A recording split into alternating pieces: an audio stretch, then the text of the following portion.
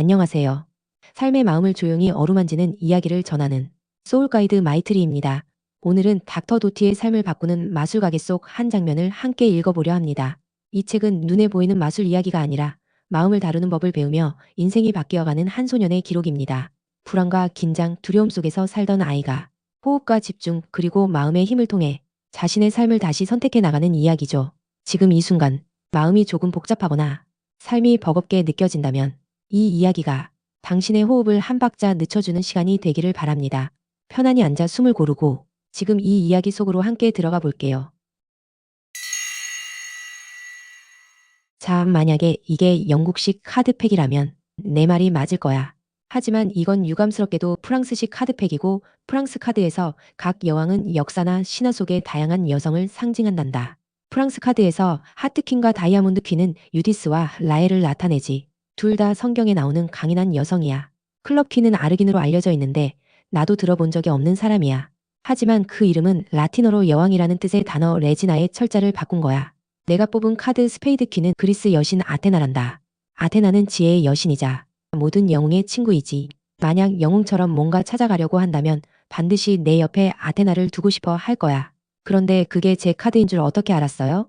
자, 너도 알다시피 마술사는 절대로 자기 마술 비법을 발설하지 않는 법이지. 하지만 내가 여기에 배우러 왔다는 걸 감안해서 그 비밀을 너한테만 알려주는 게 좋겠구나. 닐은 카드를 뒤집었다. 이 카드 한 벌은 비밀 표시가 된 카드란다. 그냥 보면 마술사들이 흔히 쓰는 바이시클 덱처럼 보이지만 잘 살펴보면 여기 맨 아래쪽에 꽃 모양처럼 생긴 게 있어. 그 꽃 중심으로 주변에 8개의 꽃잎이 있는 게 보일 거야.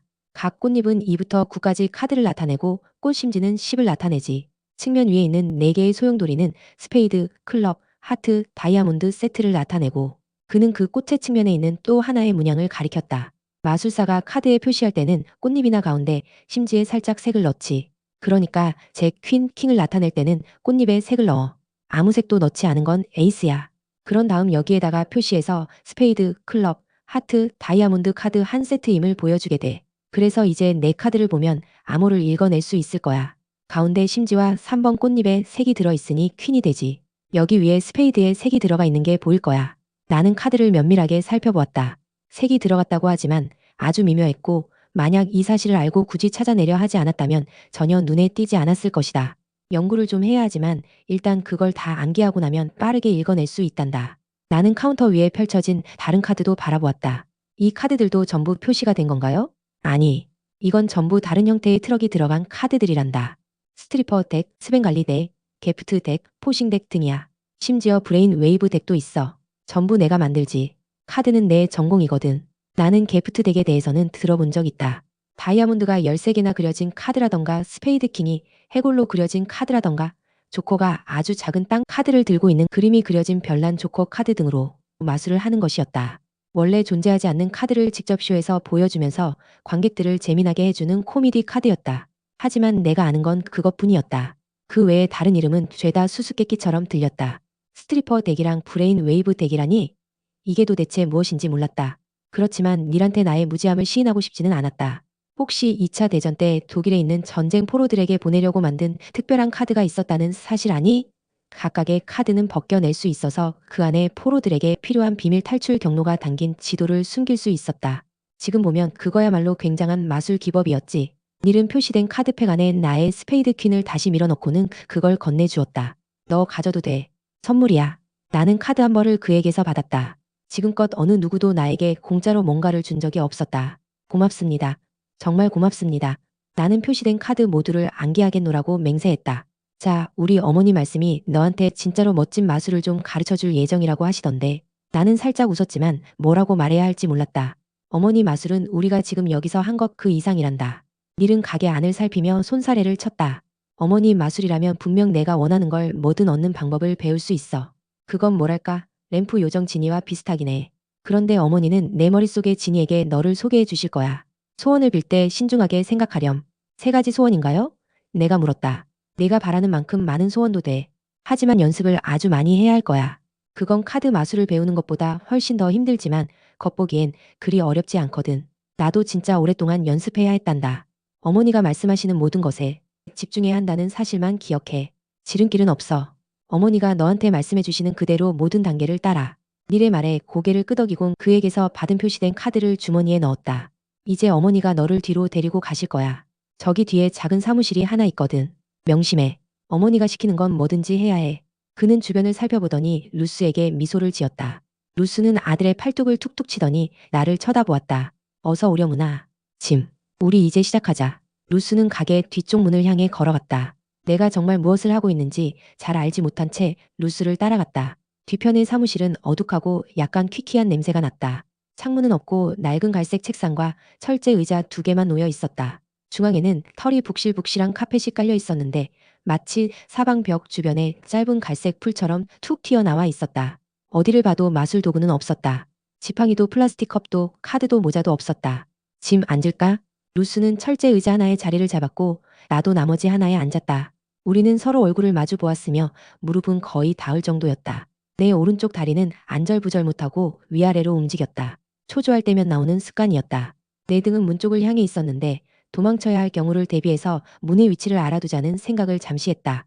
나는 머릿속으로 여기를 나가서 자전거까지 가는데 얼마나 걸릴지 계산해 보았다.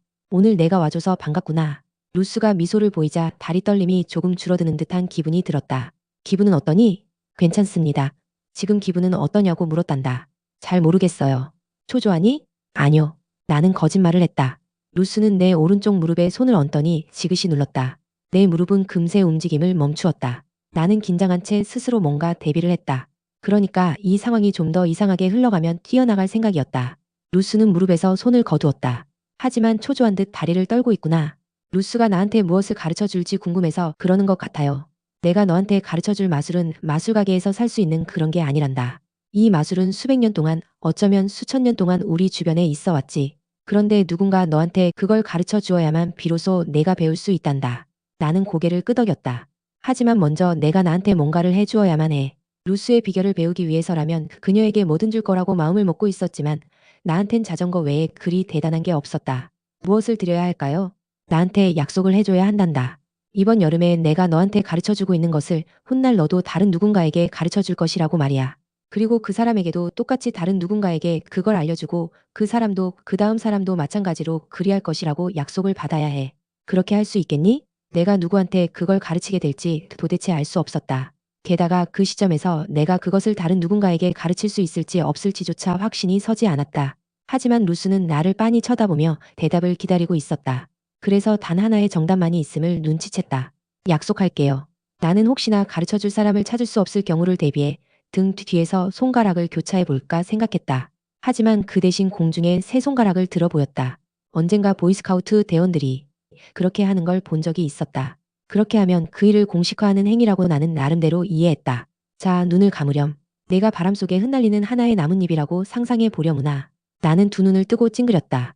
나이에 비해 키는 정말 컸지만 내 몸무게는 겨우 54kg을 넘겼을 뿐이었다. 그러니까 나는 바람 속에 흩날리는 나뭇잎이라기보다 땅 속에 박힌 장가지에 더 가까웠다. 자, 눈을 감아보자꾸나. 루스는 상냥하게 말하며 고개를 끄덕였다. 나는 다시 눈을 감고 바람 속에 흩날리는 나뭇잎을 상상하려고 애썼다. 아마도 루스는 내가 나뭇잎이라고 생각하도록 체면을 걸 생각인 것 같았다. 예전에 무대 체면술사를 본 적이 있는데 그는 관객들을 향해 다양한 가축이라고 생각하게끔 만들었다. 그러고 나서 사람들이 서로 싸움을 벌이도록 했었다. 나는 마구 웃음이 터져나와 그만 눈을 뜨고 말았다. 루스는 손바닥을 아래로 하여 두 손을 허벅지에 가만히 올려둔 채 내 맞은편 의자에 똑바로 앉아 있었다. 그리고 나지막이 한숨을 쉬었다. 짐, 첫 번째 마술은 내 몸 안 모든 근육의 긴장을 푸는 방법을 배우는 것이란다. 그게 생각만큼 쉽지는 않아. 내가 긴장을 풀고 편안한 기분을 느껴본 적이 있었는지 생각나지 않았다. 난 언제나 냅다 달려가거나 마구 싸울 준비를 하고 살았던 것 같았다. 다시 눈을 떴다. 그러자 루스는 오른쪽으로 고개를 갸우뚱하더니 내 눈을 똑바로 바라보았다. 너를 아프게 하려는 게 아니란다. 너를 도와줄 거야. 날 믿어줄 수 있겠니? 루스가 지금 하고 있는 말을 곰곰이 생각했다. 살아오면서 누군가를 믿었던 적이 있을까?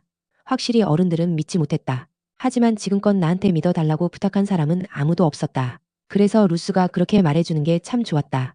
나는 루스를 믿고 싶었다. 나한테 가르쳐 주어야 한다던 것도 배우고 싶었다. 하지만 이런 상황이 전부 이상하게만 느껴졌다. 왜 그래야 하죠? 왜 나를 도와주려고 하는 건가요? 내가 물었다.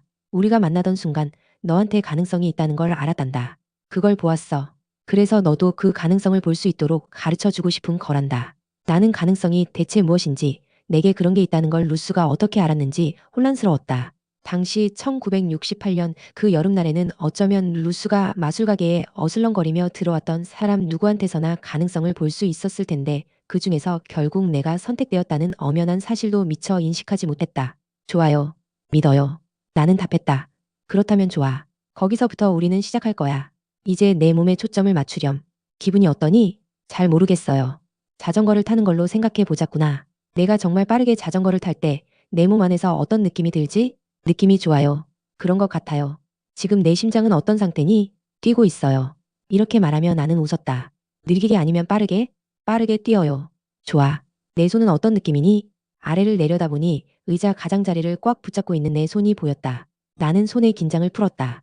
손도 이제 느긋하게 풀었어요. 좋아. 호흡은 어떠니?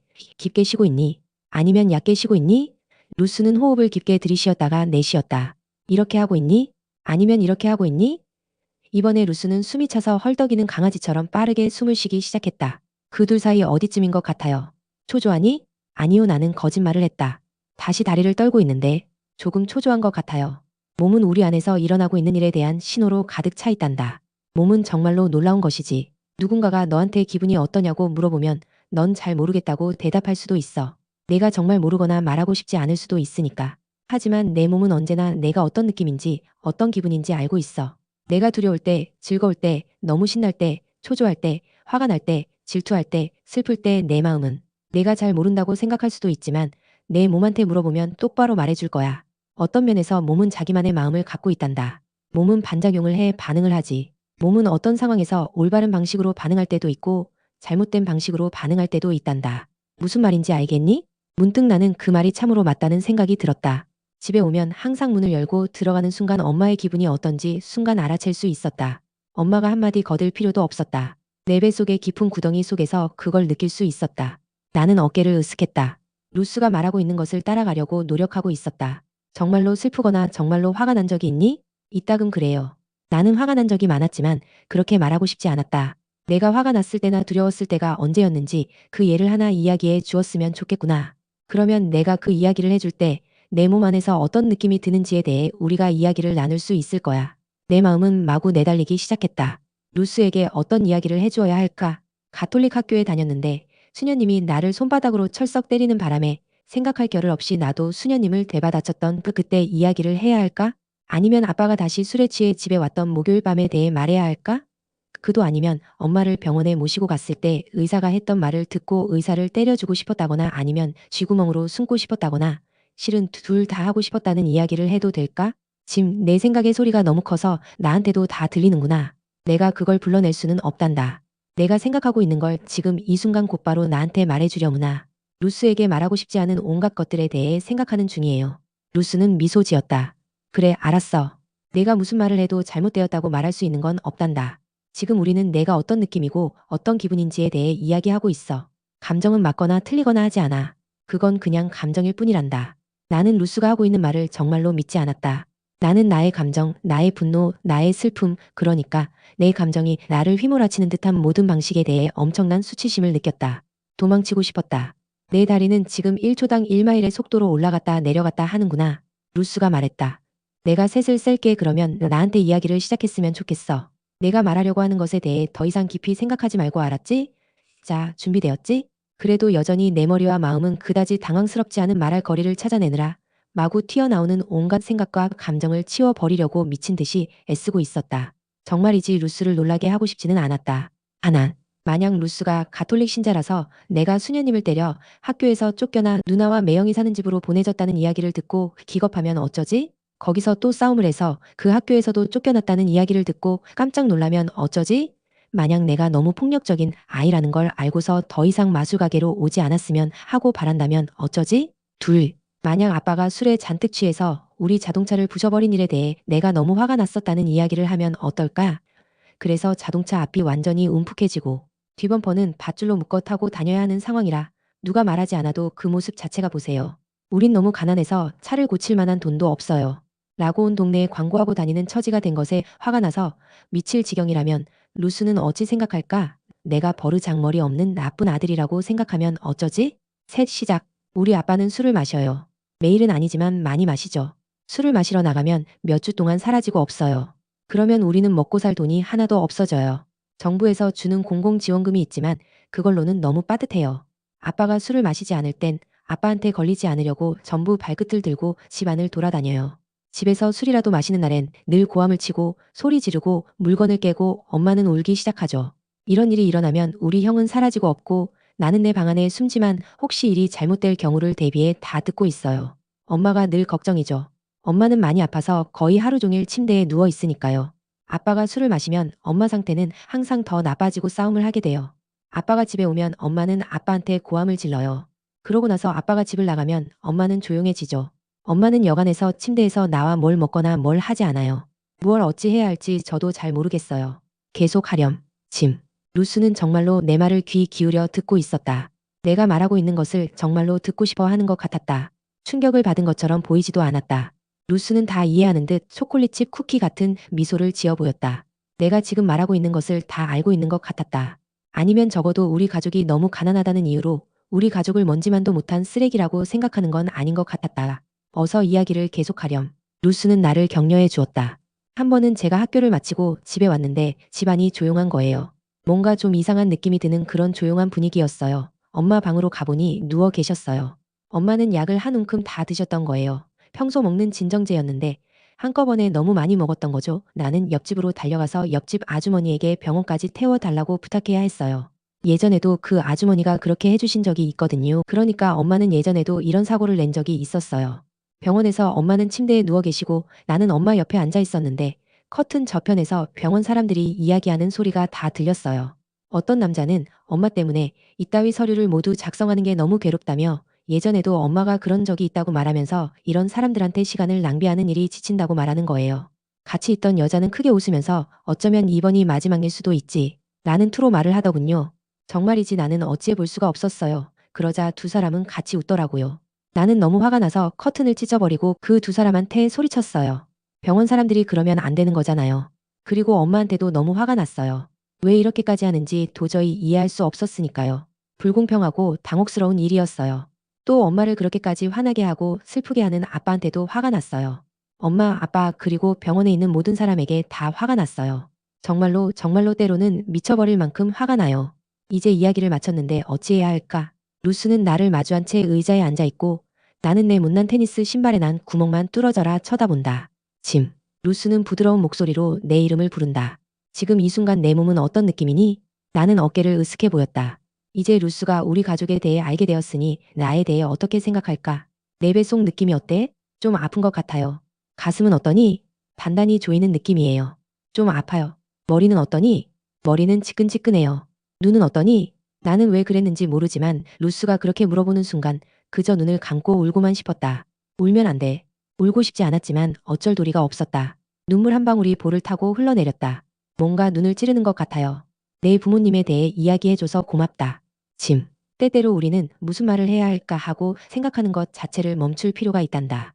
그리고 우리가 말해야 할 걸 그냥 말하면 되는 거지. 그렇게 말하기는 쉽죠. 루스와 나는 함께 웃었다. 그 순간 나는 기분이 조금 나아졌다. 이제 가슴이 아까만큼 조이는 기분은 들지 않아요. 좋아. 그거 잘 되었구나. 이제 너한테 내 몸 안의 모든 근육의 긴장을 푸는 방법을 가르쳐 줄 거란다. 매일 1시간씩 이걸 연습했으면 좋겠구나. 우리가 매일 아침 여기서 연습하는 걸 모두 밤에 집에서 연습해야 해. 말하자면 숙제 같은 거지. 자, 긴장을 푸는 일은 말처럼 그리 쉽지 않겠지만 그건 사실 정말 하기 어렵다. 그래서 연습이 많이 필요해. 나는 아직도 기억이 나지 않았다. 내가 긴장을 풀고 느긋한 기분을 느꼈을 때가 언제였을까? 나는 거의 언제나 피곤했는데 느긋한 기분을 느껴 본 적이 있을까? 사실 그게 어떤 건지도 몰랐다. 루스는 나한테 편안한 자세로 의자에 앉아 눈을 감으라고 했다. 또다시 내가 바람 속에 흩날리는 나뭇잎이라고 상상하도록 했다. 내 머릿속에서는 찬 기운이 거리를 따라 솟아오르는 듯한 느낌이 들었다. 이렇게 의자에 앉으니 기분이 조금 가벼워졌다. 자세는 구부정하게 하지 말고 네가 근육의 긴장을 푼다고 해도 정신은 깨어있고 근육도 여전히 자기 할 일을 하길 원하겠지. 자, 숨을 깊이 들이쉬고 그 다음 내쉬렴. 이렇게 3번 코로 숨을 들이쉬고 입으로 내보내는 거야. 나는 최대한 깊게 숨을 쉬었다. 3번. 이제 내 발끝에 초점을 맞추렴. 마음속으로 내 발끝에 대해서 생각하는 거야. 발끝을 느껴봐. 조금씩 꼼지락 움직여봐. 신발 안에서 발끝을 둥글게 말았다가 쫙 펴봐. 깊이 숨을 들이쉬고 다음 천천히 내쉬고 호흡은 계속 유지하고 발끝에 초점을 맞추는 거란다. 이제 발끝이 점점 더 무거워진다고 느껴보렴. 나는 몇 번 더 심호흡한 뒤에 발끝에 집중하려고 애썼다. 이 정도는 쉬울 거라고 생각했지만 그렇지 않았다. 나는 신발 안에서 발끝을 꼼지락거려 보았지만 그 다음 순간 계약하기 전에 새 신발을 마련할 수 있을까? 하고 생각하기 시작했다. 그러자 돈이 없다는 생각 때문에 발끝에 대해서는 깡그리 잊어버렸다. 루스는 내가 발끝이 아니라 다른 일에 대해 생각하기 시작한 때를 다 눈치채고 있는 듯했다. 내 마음이 발끝이 아닌 다른 데로 방황할 때마다 바로 그 순간에 정확히 끼어들어 다시 깊게 숨을 쉬라고 말을 해주곤 했기 때문이다. 얼마나 오래 숨을 쉬어야 했는지, 얼마나 오래 발끝에 대해 생각해야 했는지 말할 수는 없지만 그건 마치 영혼처럼 느껴졌다. 이제 심호흡을 하고 너의 발에 초점을 맞추렴. 나는 배가 고파졌다. 지루해졌다. 내 발이 마술을 배우는 거랑 무슨 상관이 있다는 걸까? 점심시간이 다 되어 갈 텐데. 어쩌면 루스는 나를 굶겨 죽일 작정이었나 보다. 맹세하건대 루스는 분명히 내 마음을 읽고 있었던 것이다. 어쩌면 그렇게 정확한 시점에 나한테 끼어들어 말을 해주는지 다시 내 발에 집중하렴. 나는 발목을 돌리면서 크고 못나고 배고픈 내 발에 대해서 생각했다. 이제 내 발목에 대해 생각하렴. 내 무릎도 허벅지에 긴장을 풀고 다리가 점점 무거워져서 의자에 털썩 주저앉는다고 느껴보려무나. 나는 상상했다. 나는 세상에서 가장 뚱뚱한 사람이다. 어느 정도냐 하면 내가 앉은 의자가 너무 무거워서 그 밑에 카펫이 짓눌려 아주 못 쓰게 되는 바람에 결국 그 카펫은 낡은 중고품으로 중국에 팔려가는 신세가 된다. 그렇게 뚱뚱하다고. 이제 내 배 속 근육의 긴장을 풀어볼까? 근육을 단단하게 조인 다음 풀어보자. 루스가 시키는 대로 했지만 배에서 꾸르륵 소리만 크게 날 뿐이었다. 분명 루스도 들었을 것이다. 이제 가슴 차례란다. 짐. 깊게 숨을 들이쉬었다가 내쉬고 가슴 근육의 긴장을 풀어보렴. 심장이 뛰는 걸 느끼면서 심장 주변 근육의 긴장을 풀어보자. 너의 심장은 일종의 근육이란다. 몸속 곳곳에 피와 산소를 순환시키지. 그러니 다른 근육들처럼 심장도 긴장을 풀 수가 있단다. 심장의 긴장을 풀면 혹시 내 몸의 기능이 멈추지 않을까? 그 다음 루스는 무엇을 하라고 할까?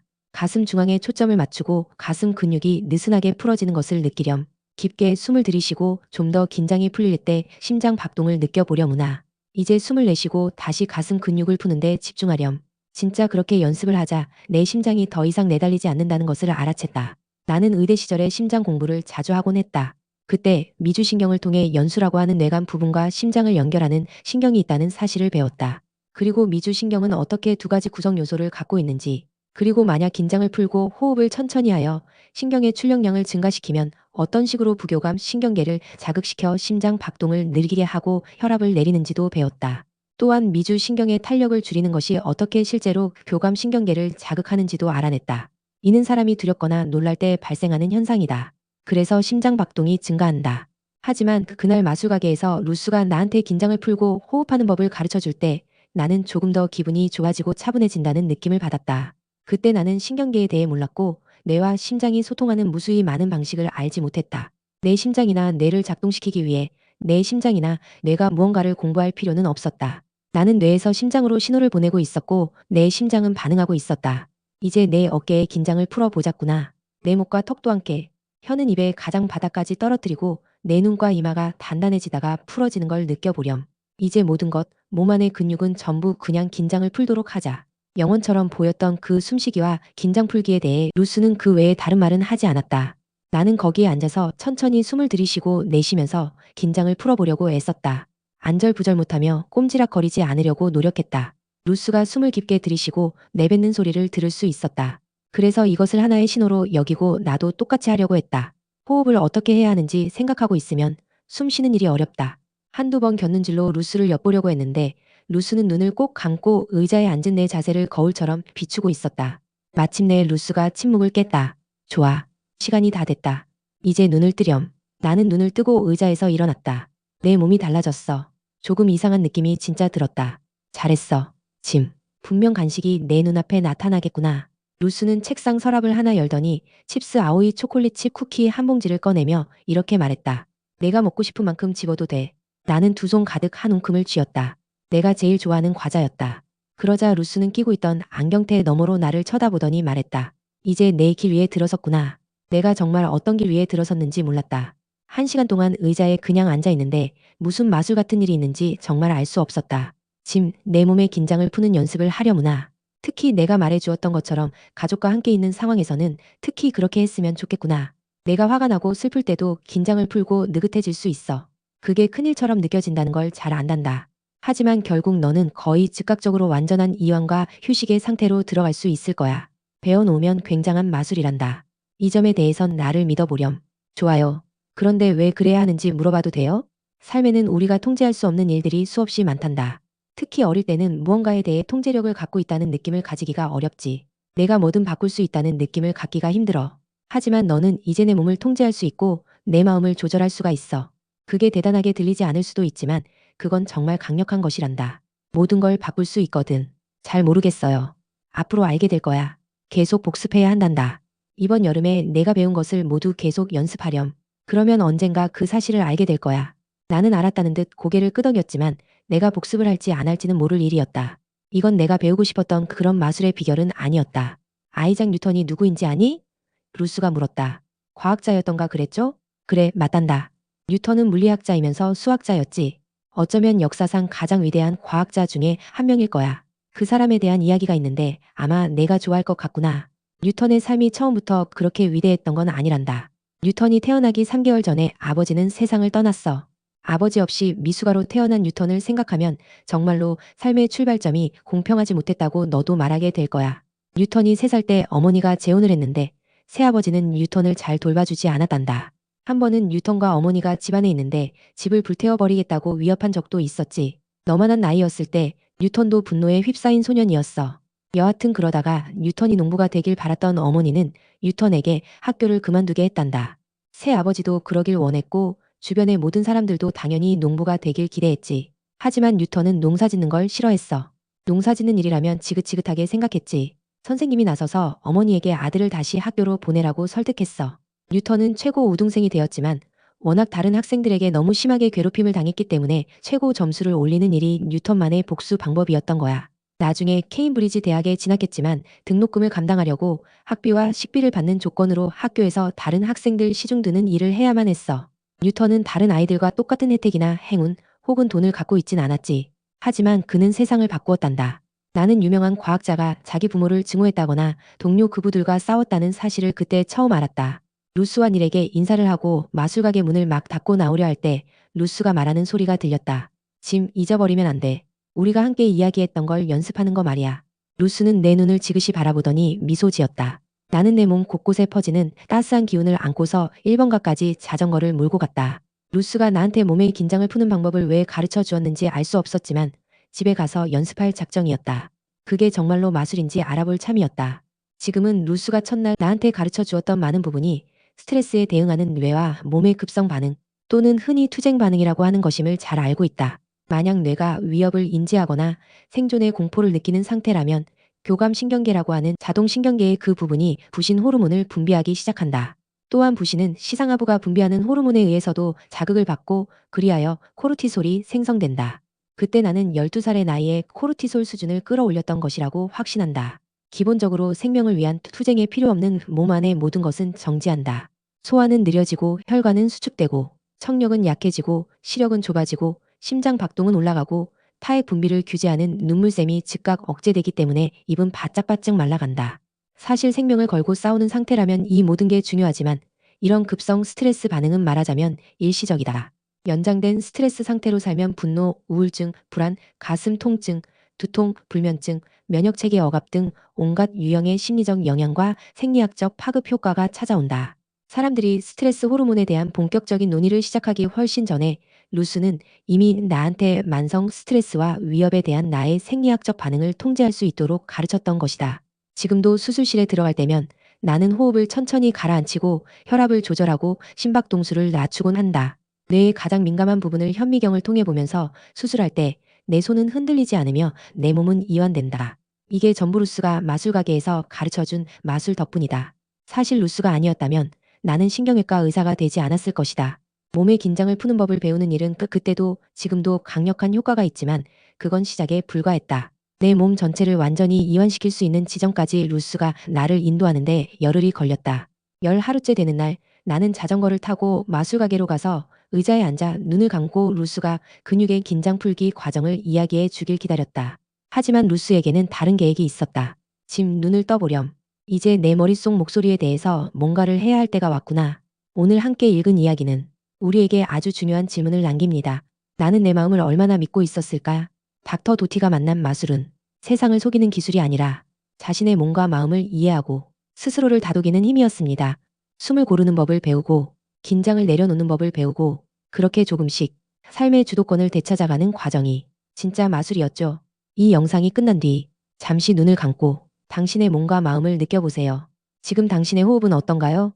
어깨는 가슴은 조금 느슨해졌나요? 이런 이야기들이 당신의 하루의 작은 쉼이 되었다면 구독과 좋아요로 함께 해주세요. 앞으로도 이 채널에서는 마음을 회복하고 삶의 방향을 다시 세우는 따뜻한 책 이야기들을 계속해서 나누겠습니다. 오늘도 당신의 내면에 작은 평온이 머물기를 바라며 다음 영상에서 다시 만나요.